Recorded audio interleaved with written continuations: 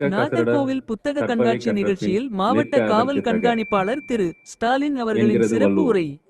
நூல் பழக்கல் அப்படி சொல்றது நம்ம ஔவையார். சிக்மண்ட் ஃப்ராய்டுன்னு சொல்லிட்டு மிகப்பெரிய சைக்காலஜிஸ்ட் இருக்கார். அவர் என்ன சொல்றாருன்னா, இந்த உடலுக்கு எப்படி உடல் பயிற்சி தேவையோ அது போல இந்த மனதிற்கு நமக்கு ஒரு பயிற்சி தேவைப்படுது. அந்த பயிற்சி எப்படி கிடைக்கும்னு பார்த்தீங்கன்னா, இந்த புத்தக வாசிப்பு தான் நமக்கு அப்படி ஒரு பயிற்சியை கொடுக்கும்னு சொல்றது வந்து சிக்மண்ட் ஃப்ராய்டு சொல்லியிருக்கார். மகாத்மா காந்தியடிகள் என்ன சொல்லியிருக்காருன்னா, ஒரு நூலகம் ஒரு ஊர்ல திறந்தா அந்த நூலகத்தினால 10 சிறைச்சாலைகள் வந்து மூடப்படும் சொல்லிட்டு மகாத்மா காந்தி சொல்றார். சரிங்களா? ஸோ நிறைய பேர் வந்து நிறைய ஊர்ல நூலகம் இருக்கும். யாருன்னா ஒரு ஆள் சொல்ல முடியுமா, நூலகம் போன ஒரு ஆள் வந்து எங்க இருக்கு உங்க நூலகம்? ஊர்ல எங்க இருக்கு? பக்கத்துல இருக்கு. ஓகே. ஸோ ஒவ்வொரு ஊர்லயும் ஒரு நூலகம் இருக்கும். எங்க ஊர்ல பாத்தீங்கன்னா நூலகம் உங்க ஊர்ல வந்து ஊருக்கு மத்தியில இருக்கு. என் ஊர்ல வந்து ஊருக்கு ஒதுக்குப்புறமா வச்சுட்டாங்க நூலகத்தை. அது ஏதோ வேண்டத்தகாத ஒரு பில்டிங் மாதிரி அந்த நூலகத்தை எடுத்து ஊருக்கு ஒதுக்குப்புறமா வச்சிருக்காங்க. சரிங்களா? அந்த காலத்துல பாத்தீங்கன்னா, அந்த காலம் சென்ஸ்னா ஒரு 10 வருஷத்துக்கு முன்னாடி, இப்போ மொபைல் போன்லாம் இல்லாதது. அப்போ வந்து மொபைல் போன் கொஞ்சம் கம்மியா இருக்கும். அப்போ வந்து பாத்தீங்கன்னா அந்த நூலகம் வந்து போனோம்னா வருடத்துக்கு ஒரு சந்தா தொகை கட்டணும், வருஷத்துக்கு ஒரு பணம் கட்டணும். 15 நாள் தான் ஒரு புத்தகத்தை வச்சிருக்க முடியும். அப்ப என்ன பண்ணுவோம், ஒவ்வொரு புத்தகத்தை எடுக்கும் போது நமக்கு ஒரு பொறுப்பு வந்துடும். ஒரு புத்தகத்தை எடுக்கும் போதே பொறுப்பும் சேர்ந்து வந்துடும். 15 நாளுக்குள்ள அந்த புத்தகத்தை படிச்சுட்டு திரும்ப நம்ம ரிட்டர்ன் பண்ணணும். அப்போ என்ன பண்ணுவோம், கண்டிப்பா நம்ம மேல ஒரு பொறுப்பு வர்றதுனால அந்த புத்தகத்தை வந்து கட்டாயமா வாசிப்போம். வாசிச்சு நம்ம உடனடியே திருப்பி கொடுப்போம். இது வந்து நூலகம் நமக்கு கொடுத்தது. பட் இந்த காலகட்டம் பார்த்தீங்கன்னா இன்ஸ்டாண்ட் காலகட்டம். இன்ஸ்டாண்ட் காலகட்டம் ஏன்னு சொல்றேன்னு பார்த்தீங்கன்னா, இந்த இன்ஸ்டாகிராம்ஸ்ல வந்து இப்போ இன்ஸ்டாகிராம் சோஷியல் மீடியா வந்த பிறகு எல்லாமே 30 செகண்ட்ஸ் தான். வாசிப்போம் 30 செகண்ட்ஸ் தான். அதை மீறி நம்ம வந்து வாசிக்கிறது கிடையாது. அந்த அளவுக்கு நமக்கு பொறுமையும் கிடையாது. எல்லாமே உடனே நடக்கும். ஸோ அப்படிதான் வந்து இன்றைய காலகட்டம், இன்றைய இளம் தலைமுறையினர் வந்து வளர்ந்து கொண்டு இருக்கிறார்கள். ஸோ இதனாலதான் வந்து மீண்டும் மீண்டும் சொல்வது, நூலகம் செல்வது சாலவும் நன்று. நிச்சயம் மாணவர்களும் சரி பெற்றோர்களும் சரி கண்டிப்பா நூலகம் செல்லணும்.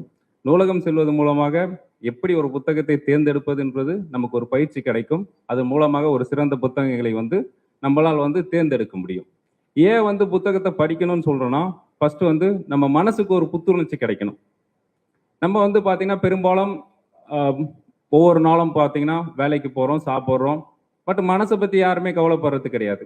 அந்த மனசுக்கும் ஒரு புத்துணர்ச்சி வேணும்னு சொல்லிட்டு யாருமே கவலைப்படுறது கிடையாது.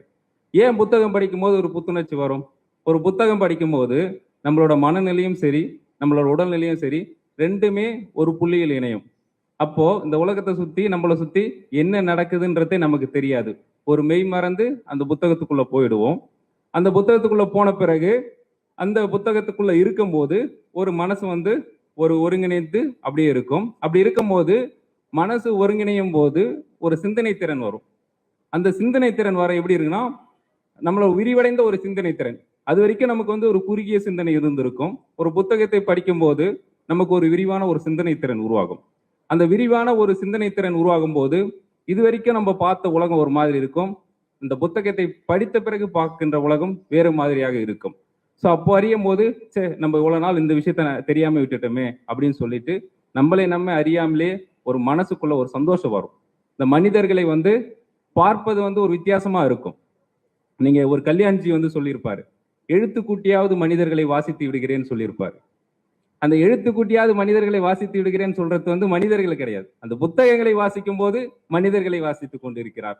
ஒவ்வொரு புத்தகத்தை படிக்கும் போதும் ஒவ்வொரு மனிதர்களை பற்றி தெரிந்து கொள்கிறோம். ஒவ்வொரு புத்தகத்தை படிக்கும் போதும் அந்த கதாபாத்திரங்களை பத்தி நம்ம தெரிஞ்சுக்கோம். ஸோ அதுக்கு சொல்ற மாதிரி புத்தகத்தை படிக்கும் போது நம்மளை அறியாமலே நமக்குள்ள ஒரு மனசுல வந்து ஒரு புத்துணர்ச்சி வரும். அதனால வந்து புத்தகத்தை படியுங்க. ரெண்டாவது நல்ல விஷயம் என்னன்னு பாத்தீங்கன்னா, ஒரு மனுஷன் ஒரு முழுமையா ஆக்குற ஒரு விஷயம்ன்றதுன்னா புத்தகம் தான்.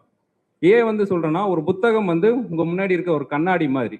ஒரு புத்தகத்தை படிக்கும் போது நீங்கள் யார், அந்த கேள்விக்கு வந்து விடை வேணும்னா நீங்க புத்தகத்தை படிக்கணும். அப்போ நீங்க ஒரு முழுமையான ஒரு மனுஷனா மாறணும்னா கண்டிப்பா புத்தகம் படிக்கணும்.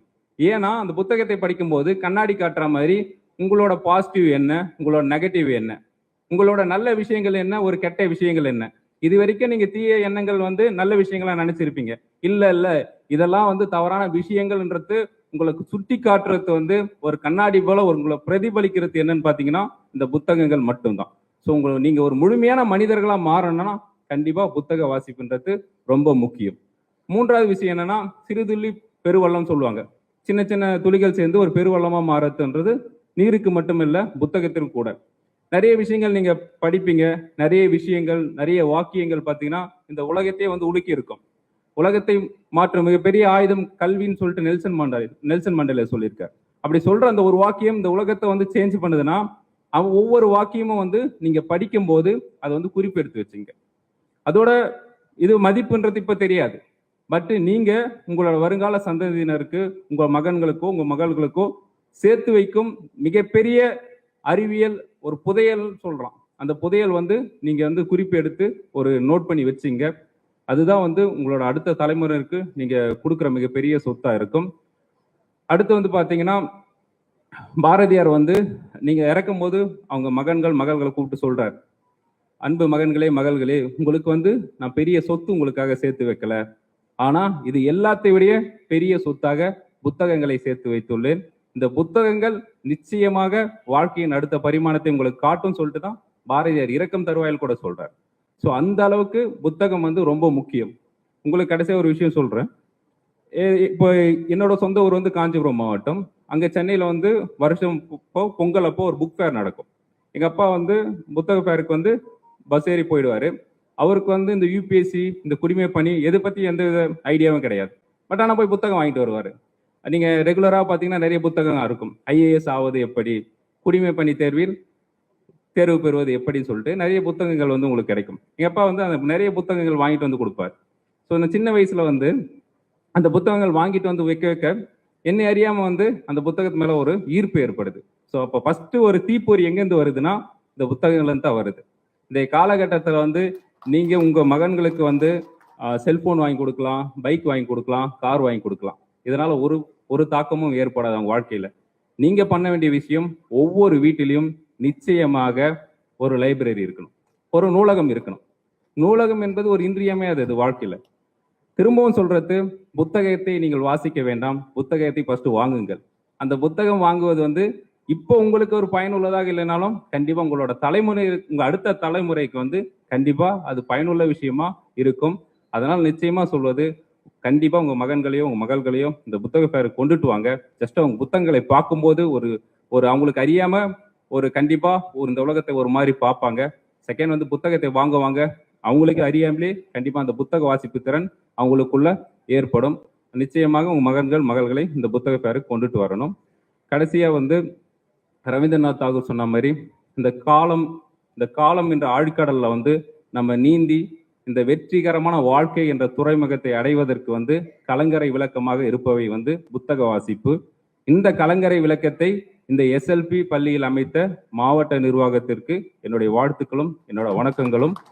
மீண்டும் ஒரு முறை சொல்வது, நீங்கள் உங்கள் மகள்களுக்காக சொத்துக்களை சேர்த்து வைக்க வேண்டாம், நல்ல புத்தகங்களை சேர்த்து வையுங்கள். நிச்சயமாக வாழ்க்கையில் அவர்கள் பெரிய கட்டத்தை அடைவார்கள்.